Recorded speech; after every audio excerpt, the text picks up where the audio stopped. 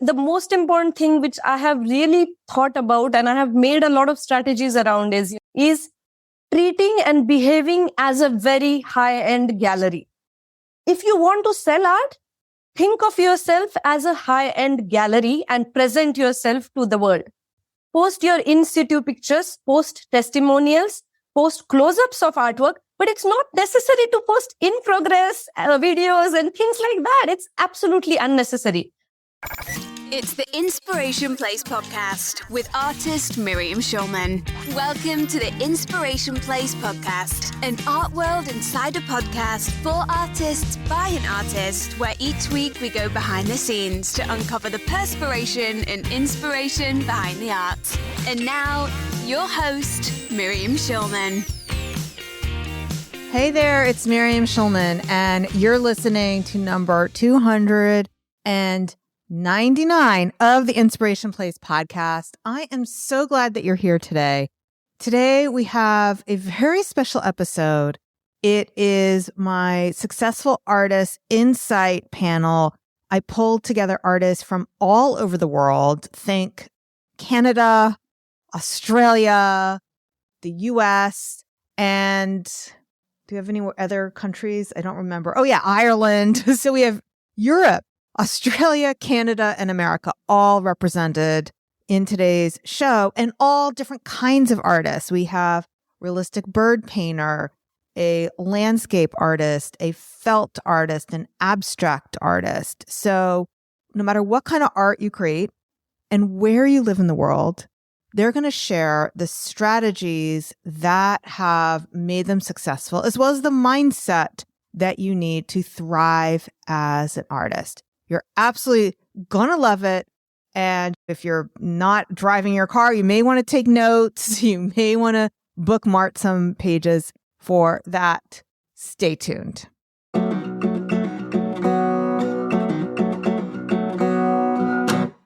Welcome to our Successful Artist Insights call. Our next guest is born and raised Vancouver Islander who moved away to the prairies for 14 years. The beauty of the island she once took for granted has been magnified upon her 2004 return, and she now spends much of her time exploring and painting this amazing place. She aims to remind herself and others to stay connected to nature through her paintings. Please welcome Cindy Mall. Our next guest uses wool fiber to translate the world she sees into hand-felted artwork and home furnishings. She incorporates wool from her small herd of alpacas and natural dye and inspiration from her flower garden in rural PA, allowing her to express her view of nature in a harmonious and organic way. Please welcome Linda Doucette. Our next guest creates a form of expressionist abstraction inspired by the mystery of life and her need to describe it in paint form, portraying a sense of the unseen, ethereal energy. Born in Belfast, she gains inspiration from the rugged coastline and the wild landscapes of Northern Ireland. Please welcome Ciara Gilmore. All right.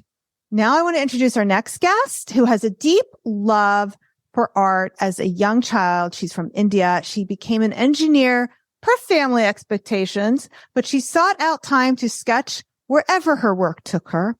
After settling in Australia and becoming a mother, she left her engineering career behind to pursue a new, bold, and beautiful phase of her life as a full-time fine artist inspired by the Australian wilderness. Please welcome Priya. We've got all our rock star artist guests who all of them are Artist Incubator alumni, and all of them are featured in my book, except for Priya, who I didn't know until after I started writing it. You'll find Linda, Cindy, and Ciara are all in the book. So our first question: how has the Passion to Profit framework equipped you with the necessary business skills to sell your art? So basically, this is the framework that's both in the book as well as what you've had inside the incubator program. Linda, why don't you go first? To start with, as you know, Productivity was not ever my problem, but I was selling my work too inexpensively and couldn't keep up. So the profit framework helps people that need to figure out their production abilities, but that wasn't my issue. My issue was pricing and then managing my time and my pricing. And so learning how to do that was a major thing. I remember all the conversations we had where you would come to me and you said, my problem is I can't create fast enough. And I said, there's an easy solution to that. You have to slow down the sales by raising the prices. And then that kind of didn't even work. Which meant you had to keep raising it more, right? Yeah. Yeah. And I'm in a situation now where I've just done another increase. I have a show this weekend. So I'm like a little scared, but, being brave and doing it. So up they go. So okay. And let's just give some idea so people can really put some concrete ideas around this. Can you share like maybe where your prices were before and now what they're going to be at this next show? My mid-sized pieces I used to sell for like $200, $250. They went up to $500. They're now at $650. So it's been almost a threefold increase. Congratulations. I know they can keep going more, by the way. Ciara, how about you? How has it affected your business?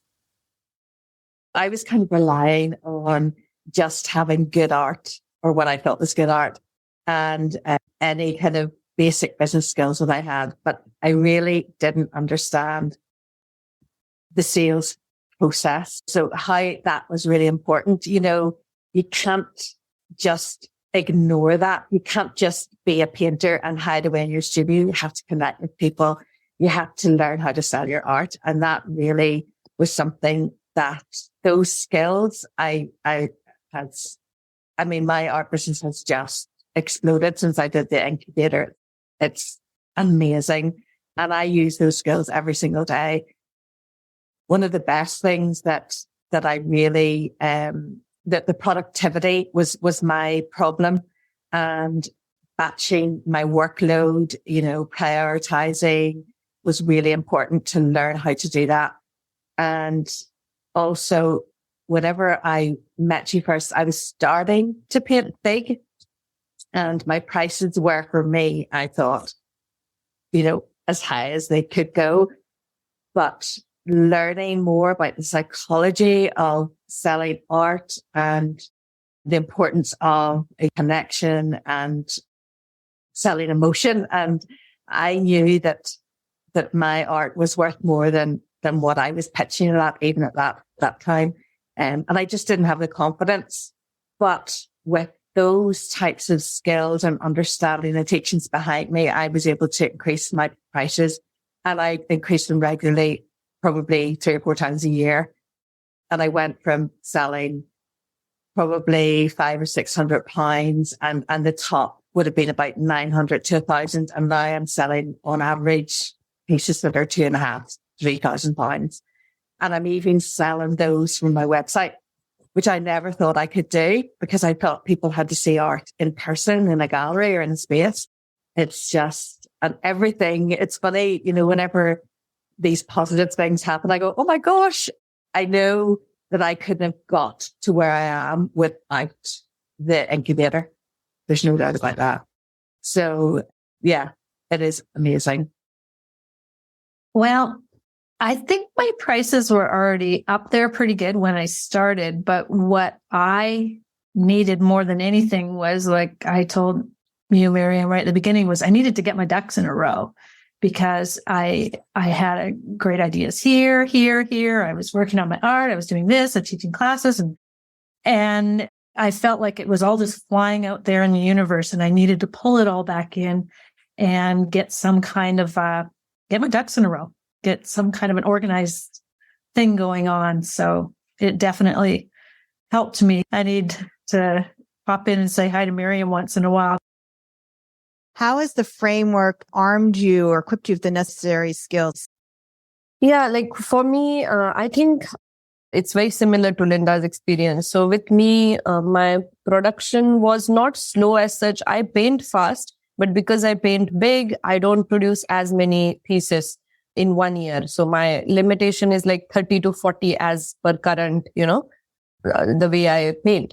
The problem was I had no inventory at one point. I used to have like 2 pieces available online at 3-4 different platforms, and they used to just get sold. And I think the biggest for me is pricing. So I used to sell like 1 by 2 meters. So 3 by 6 roughly size, 3 feet by 6 feet for $4,000 before, which was for me pretty huge. It was really good pricing for me.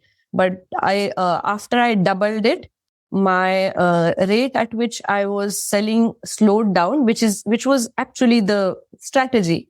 But I still was selling at a slower rate, and I was selling at double the price. So it all made just perfect sense. Like when I look back from last year, first 2 months when I didn't join this program, what I made is actually a little bit less than what I made in the first 2 months of this year, even though I ended up selling less than half of the product. So it's really like the whole dynamics completely changed. So now I can just relax, focus on my production. There is still demand, just that it's not selling at that rate, but it will, because it's something new and it's still selling. So pricing was a big, huge takeaway. Love that.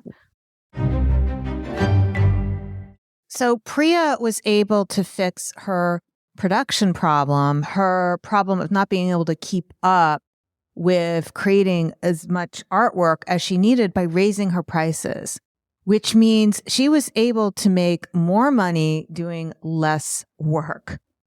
And if you might have a production problem or a pricing problem, or perhaps a prospecting problem, a promotion problem, or a productivity problem, you're going to want to tune into my free masterclass, How to Sell More Art Without Being Insta-Famous. Don't worry, no Instagram required for these strategies. The one thing you have to get clear about is what your actual problem is. I see so many artists who think they have, like Priya, a production problem when really they have a pricing problem, or they think they have a prospecting problem, meaning they need a bigger audience, when really they have a production problem.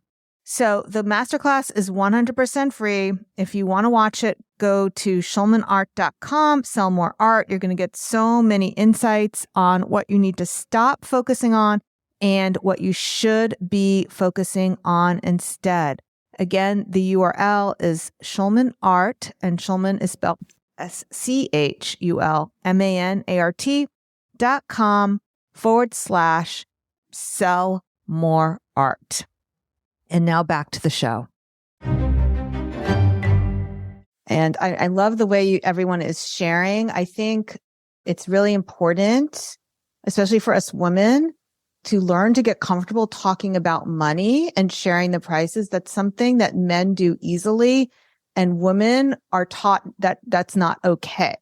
And that definitely hurts us when we can't collaborate and share and talk openly about these things. And I really appreciate that y'all are sharing this with everybody, because otherwise it's too vague to talk about I raised my prices. But to hear, Priya, that you went from $4,000 to $8,000 for the same art and it's still selling, or then everything that you all are sharing, it's so helpful. Okay, so the next question is, what specific strategy did you learn that has helped you in your sales and marketing effort? Linda. Specifically, that selling art is about listening. You discussed that in the book as well, but that was a really important point, not to just start talking to people and telling them my story. I mean, the story is important, but it has to be their story is part of it too. And that art is an emotional purchase for people. So you have to really engage with them on that emotional level. So for me, it was, people are always interested in my technique, and I'm don't want to talk about that. I want to talk about the emotion of the piece. And so making that transition has really helped just gently steer people back into the emotional connection with the work. And it really has helped with sales tremendously. That's beautiful. And what I want people to understand is that a lot of times our collectors will ask us questions that are concrete questions like, how long did it take you? Or what is your process? And they're only asking that because they don't know what else to ask you. And you don't have to answer things exactly. I'm learning this all the time as a podcast guest now that I've been on this podcast tour when people ask me questions and I'm like, that's a great question. But what's really interesting is, so I feel like a politician. I just like pivot. This is the question that I want to answer. Too bad what you asked me. Cindy, what was a specific strategy that has helped you?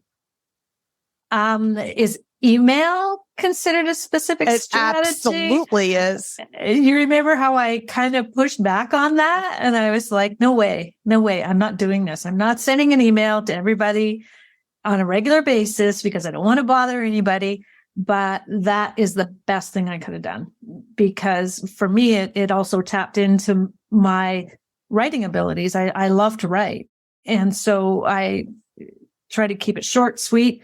And I'm building a relationship with people and I get so many compliments. When I'm at outdoor shows, people will come up to me and say, I love your email. But they come up to me like, hi, Cindy, how are you doing? And I'm like, this person, but they're on my email list and they're a friend, right?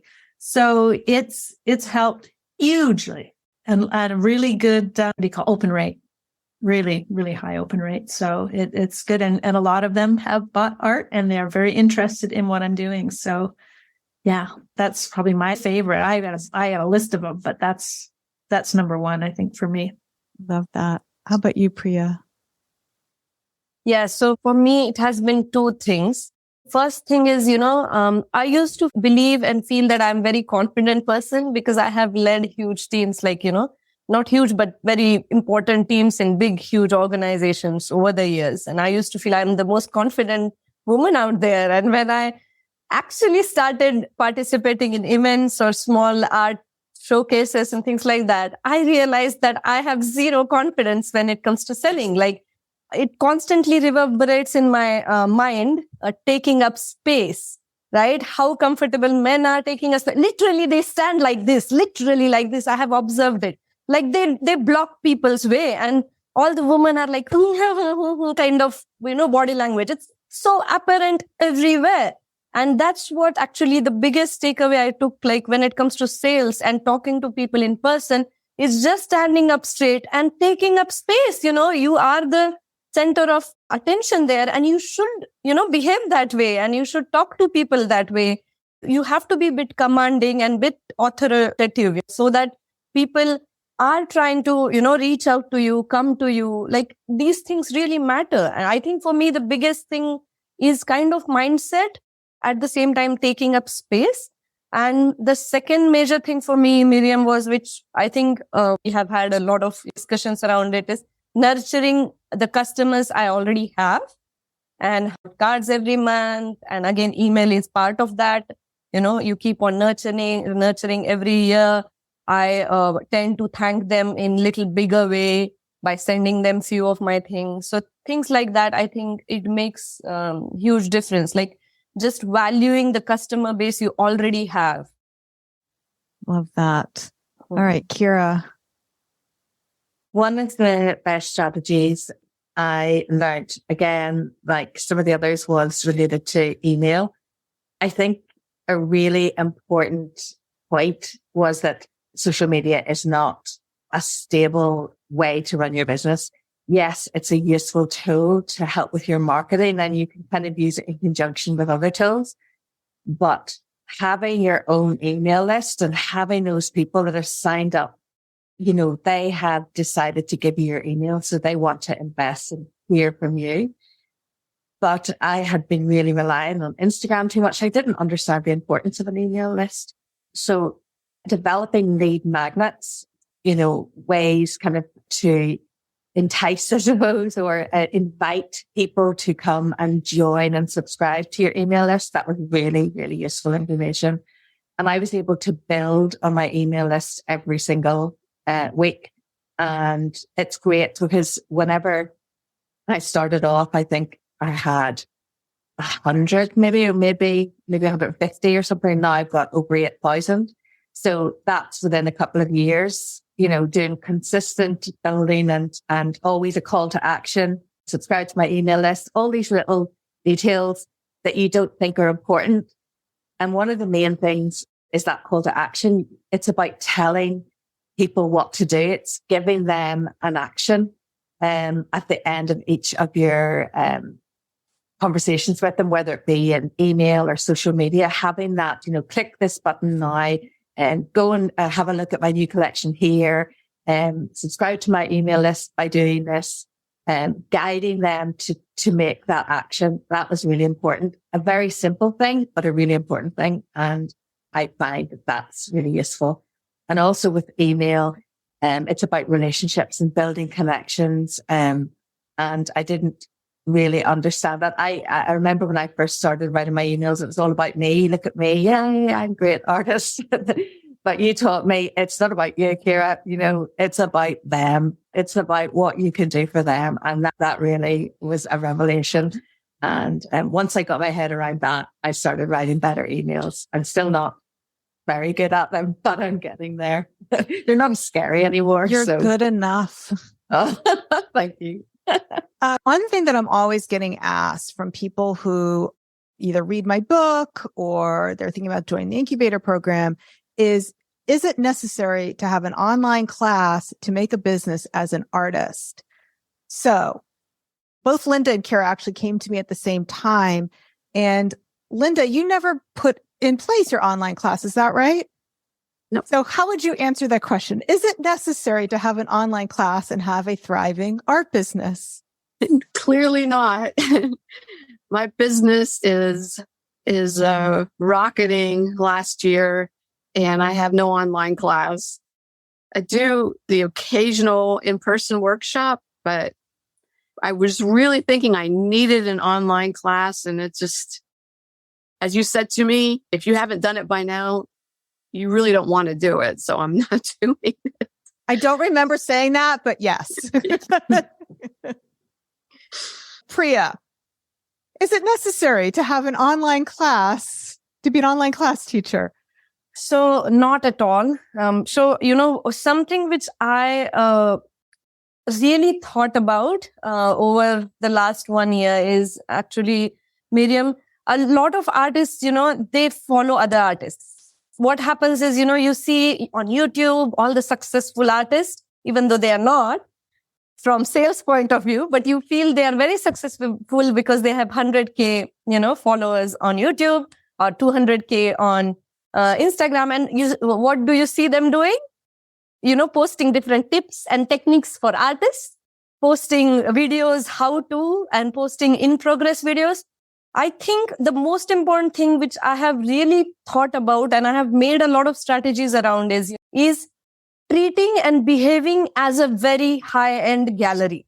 Like thinking of yourself, if you want to sell art, think of yourself as a high-end gallery and present yourself to the world. Post your in situ pictures, post testimonials, post close-ups of artwork, but it's not necessary to post in progress videos and things like that. It's absolutely unnecessary. A collector is not necessarily interested in that. They want to see how the artwork will look in their home, how the stretcher bar quality is, what quality of paint you're using, how archival it is. Consider it as a product and just take 2-3 different galleries who are doing really good, make them your role model and follow their Instagram strategy, follow their email strategy, just behave as a gallery because you're your own gallery, online, physical, whatever it is. So that is something which I found really important when it comes to your brand and social media presence. If you don't teach as your main profession or things like that, if you do that, that's amazing, and having artists as followers is always good, but that is not what you're catering to. I love the way you phrased that. It's brilliant. Thank you for sharing. Ciara, I'm very curious what you're going to say. Well, the last time we spoke, I had just completed, I think I had about 3 different courses and they were running and they did extremely well. And then I got to a point in my life where I had to make a decision. I had to decide, do I want to focus solely on my art? I wasn't getting enough time in the studio, even though I was making a lot of money from these courses. I decided to shelve them. And I mean, they're still in the background, but I'm not promoting them. And I am making more money now from just selling my art. And it's easier because I'm just going into the studio and like Priya saying, you're doing a big piece, you're selling it for more money. And, there's a lot of extra things involved with running an online course. And I learned so much from that, which I've been able to transfer over into my selling art business, rather than selling courses. The experience has been so fulfilling. And I probably will still think of another course and do other courses. I haven't stopped, but it's not my focus. My focus is painting. It's art. It's commissions. It's my passion. And I used to think that I had to, in order to make a really good salary or income as an artist, I would have to do online courses. And I went through that. I learned it. I experienced it. I loved it. And then I decided I love painting more. So that's my focus now. So things have changed a bit, but it's all been an amazing experience. All right. And Cindy, I'm not sure how you're going to answer this question because you are building an online art class. I did the first starter acrylic course and that went really well. And I'm just waiting to just leave it on my site. So it'll just be evergreen. And then I'm doing a tree painting course. So it's fun. And I'm all about having fun. And if you can make money while you're having fun, well, all the better, So that's kind of how I look at my art and my classes and everything I do. I would just like to have them on my site so then I can get back to really seriously concentrating on my painting. And I'll have that little bit of money coming in the back door all the time as people sign up. I love that. I think the question that I get asked is, do you have to have one to be successful? And I think unanimously, we've all shown that you do not have to have one. Hey there, it's Miriam again, jumping in post-recording this Insight panel. And one thing I want to say is that I'm always getting asked whenever I do a boot camp or a live masterclass, Miriam, how much money are you making from your art versus your online classes and your coaching? And I don't make it a secret that I focus most of my time now on the classes and the coaching. However, I do want you to know that the online class business and the coaching business has much more overhead than I had when I was only selling my art. So you can be highly profitable when you are not offering online classes and all you're focused on is your art. We talked about that in the episode Zero Cost Business, which I believe was episode number 298. We'll link to that in the show notes, that you need a website and you need an email service provider. So about $1,000 to run the online aspects of your business and your art supplies. So to be a full-time working artist who's only offering art, your expenses are much lower than somebody who is doing online classes. So yes, the upside is phenomenal. Again, I'm not going to make a secret of that. I have made millions of dollars from online art classes, but I was very profitable when I was only selling my art, and you will be too. Now, if you want to know what you do need to focus on, there is that free masterclass I mentioned earlier. You can jump into that. You'll get some instant insights on what may be holding you back and some action steps on what you should be focused on instead. So you can get focus and clarity. Go to schulmanart.com/sellmoreart to find out what you need to be focused on today to be a more successful artist. And now back to the show. Okay. Can you share a specific success story from the past year or the past 2 years that created a shift in helping you sell your art? We're going to start with Ciara. Probably commissions. So I used to freak out, get a little bit stressed out and pressurized and get myself into a big tizzy over commissions. But I've learned to embrace them, and I've set up a process which makes them a lot easier for me and for the customer. And there was a commission that I've done quite recently, and that really pushed me out of my comfort zone. I had to do 2 very long, slim panels. Never done that size before. They were going into a super yacht. So really high end pressure. And I just thought, you know what, Ciara, you can do this. You can do this. And it was the mindset, that I already had, but it's just creeping up and doing more and more things that are outside your comfort zone and that are just creating this path that you're going on that's leading to lots of other opportunities. And also another commission that I would not have done a couple of years ago, I would have said no. I would have been too frightened. Was again one of the biggest ones, and again a different size, and it was 100 and this is you guys do inches in America. I'm a centimeter girl, so 2 meters by 1.5 meters, and I got that finished. And there just was not the pressure, the stress that that had been previously there. So I think I've matured and my confidence has improved, and all the skills that I've learned along the way and from the incubator has helped me to be a more confident professional artist. And I think professional is really important. And that is what you will become whenever you apply all of these different learnings from the incubator and the book. The book is brilliant, by the way. I loved it. All right, Priya, what do you have to say? What was a story that created a shift for you? There are many of them, but like one of the recent ones is,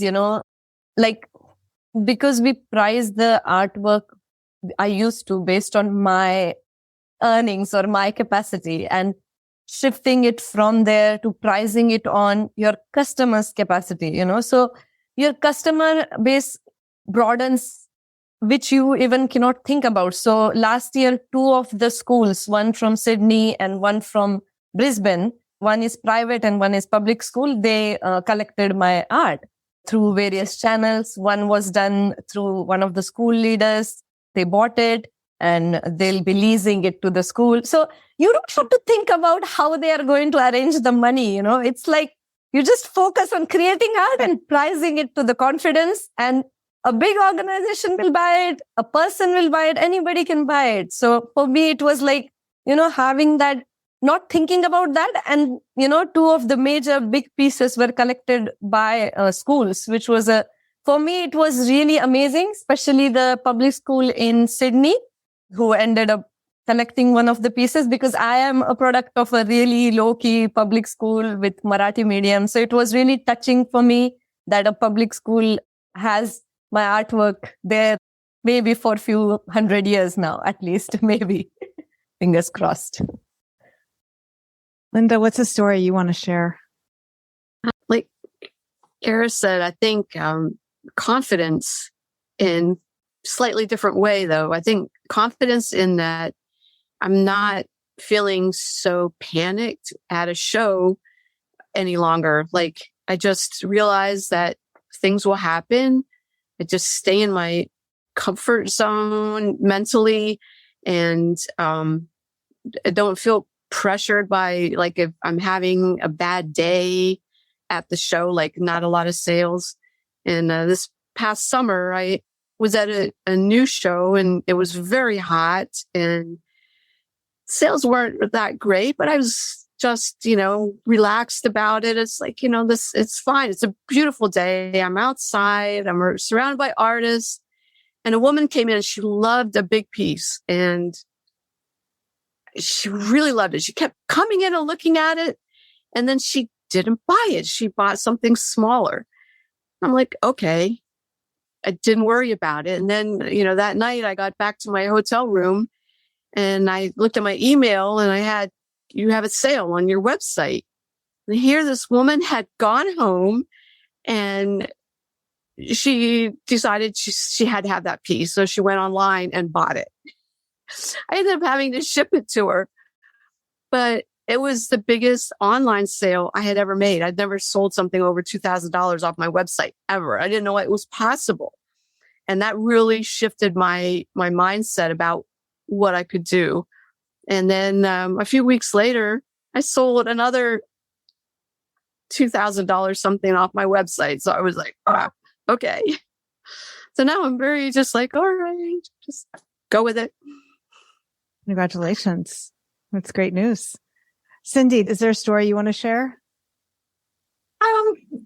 Everybody keeps talking about the confidence, like for selling.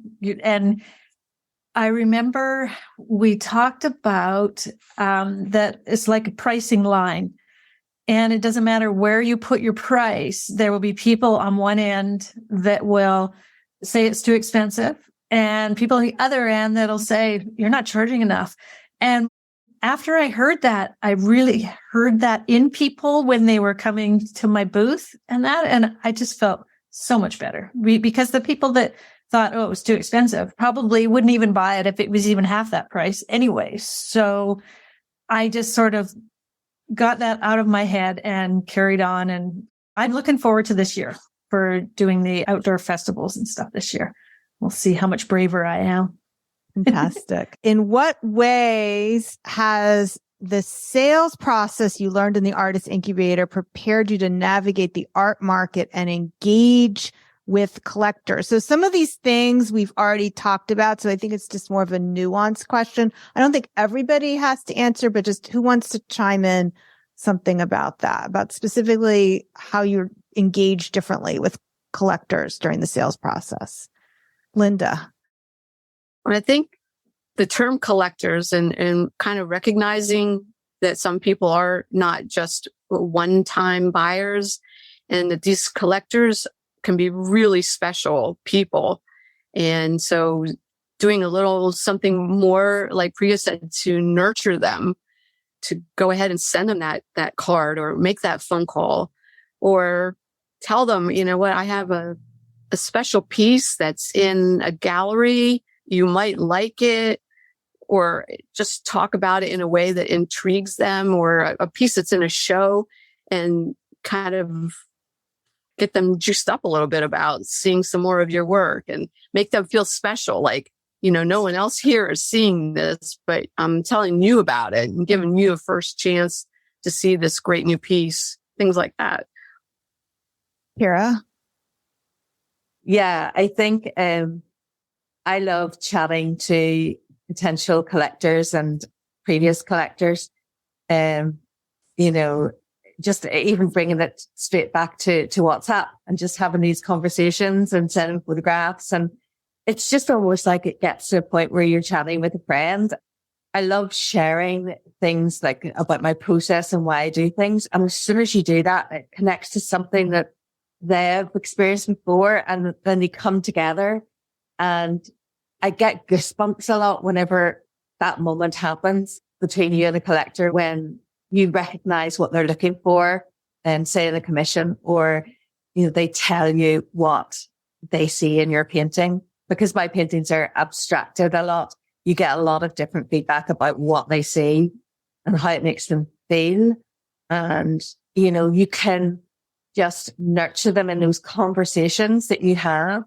And that's why I love email, because sometimes when I send an email out and I get a response, then you can start chatting by email with your subscribers and they feel, oh my gosh, she's talking to me. She's replied to my email. Oh, and they automatically feel that connection to you. And when people buy art, they don't just want to buy a painting that they like the look of. They want to invest in the artist. They want to get to know the artist as well. And so those conversations are really important. One thing I just wanted to point out to everyone who's listening is something else I get asked a lot is, do you need it to have a specific kind of art to make this work? And one thing that I love about the four of you who are here today is every single one of you have very different kinds of artwork. Linda has the felt art. Cindy does landscapes. Ciara does abstract, and Priya does birds. And you just do birds. Is that right? No, that's not true. Only birds. Yeah. Yeah, only So, birds. like, okay, no, you were from shaking your last head. No, 2 so, years. but the point is that you all do very different kinds of art. That's number one I wanted to point out. And the other thing I wanted to point out is all four of you are each from a different country. So Priya's in Australia, Ciara's in Northern Ireland, Cindy's in Canada, and Linda is in the US. So this is what we're talking about. This isn't just for Americans, and this isn't for a specific kind of art. Okay. So what would you give advice to a new artist who wants to know what the first step is? Think professionally. Even things like price tags. Don't handwrite your price tags. Make nice price tags that are all the same. When you do any kind of promos, like paper, I know you don't really like the business cards in that, but even the postcards that you were talking about, have everything look good and professional, and that will make you feel professional, and then you will act more professional and be more professional. Lily wants to know, did you start your email list with a freebie? So Ciara might want to answer this one. Yeah. So you can create a lead magnet. I didn't even know what a lead magnet was, but it's basically something that you give to your subscribers in exchange for their email address. So that could be something like maybe a guide on how to hang artwork, or maybe how to go about buying original artwork, because a lot of people are first-time buyers and they're scared and they need to have that confidence to actually part with their money for that investment. So something like a guide as to how you can go about buying original art and what you might want to consider, and that type of thing. And you can just give them a PDF, and you can do that very easily on Canva or Google Documents or whatever. You can keep it really simple, but it's just that information that you're giving in exchange for their email address. You can also give them discounts as well. You might want to start off with a one-time 15-20% off your online website. And that could be a good way to get them onto your email list. So there are different ways. I find that very useful. And yes, it really helps to get people to sign up. Okay. Jan wants to know, how did the Artist Incubator change your confidence level? Sure. Well, in addition to the coaching that Miriam does, Sean Roney is a mindset coach, and she works with the group basically once a week, sort of a thing. And she's fantastic. She's fabulous. She is so patient with us. She listens and gets us to really think about our emotions and why we're reacting instead of acting. And just, she's fabulous. You know, she got me through some really dark mental times during the incubator year, and fabulous. Yeah. Okay. Can't recommend it enough. All right. How do you get over family discouraging you from being an artist, or husband's parents not believing you can make it? I think this is something that you can definitely speak to, since you came from an engineering background. Absolutely. So mine was, just to be clear, right? Mine was exactly the opposite. So my in-laws believe in me like anything, like blind faith they have in me. But my issue was with my family, like my uncles and aunties, and they still feel, oh, you left like such a lucrative, such a promising job. They were seeing me as a CEO one day of BHP Billiton, one of the biggest companies on this planet. And artists, like, they really feel like, so the most important thing is, to understand that your faith is really true, like your confidence in your abilities and how important your abilities are for you. How does the process of creation makes you feel. That's very important. It's all about feeling, right? How do you feel about it? And like the people who matter to you, if you are really genuine about your creation process and everything, you're giving all, people whose opinions matter to you, they will show faith one day. They might not today, but they will show faith one day. And I just want to be clear, right? Here, all of the people we are sitting here talking, it hasn't been easy by any means. Like maybe we are trying to portray that it's easy, right? So I have been painting a lot since last 9 years. And I have switched to full-time art from last 2 years. So it hasn't been easy by any means, but I'm like a compulsive, passionate creator or drawer, right? It just sucked me in it. It's not that I don't have a choice. I have to paint. That's the thing. So if you have that feeling, and I'm sure everybody agrees here, and I'm sure they have a lot more experience as a creator, as an artist than me, So everybody has worked really hard for this, and it hasn't been easy, and it will never be easy. So the starting point can be 2 years, can be 5 years, can be 10 years. So it's how you take it. You need to consider it as a lifelong pursuit, and it's a long-term game. So if my ambition is to become the number one artist in the world, it's in my head. Everybody's not going to consider me number one at the end, right? It's you who has to consider it. And that's it. That's all it is about, and it is like a 40-year game, 50-year game for me, like till I take my last breath. So that's how you have to look at it. And yeah. Yeah, there's a quote by Picasso that goes something like this. And I don't even think he means it the way I interpret it, but the Picasso quote goes, "It's easy to be an artist when you're a child. It's hard to be an artist when you grow up." And I think the way he meant it is about trying to capture the naivete as a child. However, the way I interpret it, it's that relentless commitment to keep going no matter what. And that's why I ended the book Artpreneur at that chapter, keep marching forward, and not to blame your boots, meaning that's a metaphor for your circumstances, but to move one foot in front of the other. So not blaming the circumstances, not marching in place, but keep moving forward and you will make progress. The failures will come. It's like I say, it's like walking into the ocean. When you first experience failure or first experience a wave, it's going to knock you over.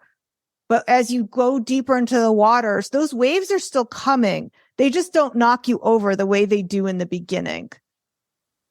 Absolutely. And just one more point, right, Miriam? It's becoming an engineer or doctor or a nurse or receptionist or anything is not easy. Everything is hard in life, right? So people need to understand that. And so has art. That's it. I'm so glad you said that. Like sometimes, my daughter, she's in the next room, so I better not say too much. She's 25, but I know her and her friends, they want to have this perfect career where they love every aspect of it. And that's just not the way jobs are, even when you have your dream job. So as being an artist or a writer or an actress or whatever it is, there's always going to be like, I think Elizabeth Gilbert says it, that there's always going to be that shit sandwich that goes along with what you do. All right. So do you guys have any last words for people before we start to wrap up? If you want to join the incubator, you can go to schulmanart.com/BIZ. Before we do the last words, actually, I do have a couple other things I just want to share. So all the artists you have here, I did work with them in that smaller group. At the time, it was called the Mastermind. It is by application only. You get personalized coaching in the group format every week with me. You also get one-on-one coaching and unlimited email support in between so that all your questions get answered. But space is limited to 12. You got to get your application in soon. If you want to see if you qualify for the accelerator, go to schulmanart.com/apply. There is an application on that page. Okay. So I just want to end with last words from our experts. And thank you so much for being with me here today, especially those of you who got up really early in the morning and stayed up really late at night. What last words do you have for the artists here before we call this complete, Cindy? I'd like to say that I got so much out of working with you. I liked how everything was broken down. And this book is awesome because I need it to remind myself when I start going off into somewhere, this brings me back. So I think it's excellent. Thank you, Miriam. Linda, do you have last words, last advice for the artists? Yeah, I agree. I mean, the incubator will really help you get your ducks in a row and get your business moving forward. And the book, it's great to have as, like Cindy said, a reminder, just things like the list of words to say or not say when you're trying to sell in public. It's like, you can't remember them all, but you've got the book, you can just like flip to that section and, you're good to go. Yeah. And I see some of the chat comments. All 4 of these women did work with me in the mastermind for 6 months to a year. I think Priya, you did 6 months with me and everyone else did a year. And Linda and Cindy are still in the incubator program, but not on the mastermind level. Priya, do you have any last words of advice? I'm also in the incubator program still. Yes, she is. Sorry. Thank you. I think your goal needs to be very clear when you're starting, whether you want to be a full-time professional artist, or you want to be a teacher and artist, or you want to be a teacher, or you just want to do it as a hobby. Like, you have to be very clear what you want. And then, from then on, you can take it. And it is going to be like, a lot of people asked here, what was the starting point because everybody is, struggling at the starting point, but everybody's struggling all the time and it's just different kinds of struggle. So, starting is just making sure what you want to do first, being very clear in your head. Yeah. Okay. Ciara, do you have last words for our artists before we call this complete? Well, being an artist is like any other career. As Priya was saying, be a doctor, an engineer, or whatever it is without, we have to train. You have to do the work. So you can't just suddenly become a successful artist just because you're good at painting.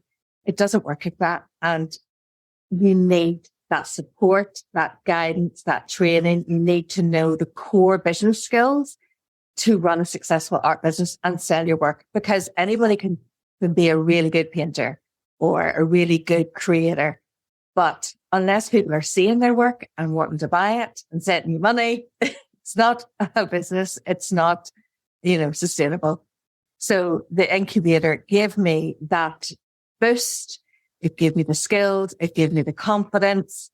And my business transformed within, that year that I was in that space. And being amongst other artists in the same situation as you, there's no better thing, because you're all struggling with the same things, but you can support each other and lift each other up. And that's what I found really fantastic about the incubator. So highly recommend. And Miriam is fantastic. No better teacher for you. So. Well, thank you everybody for being with me here today. Thank you each and every one of my artists who joined me on this panel. I was inspired. I'm sure everyone else is as well. And to everyone, until next time, stay inspired.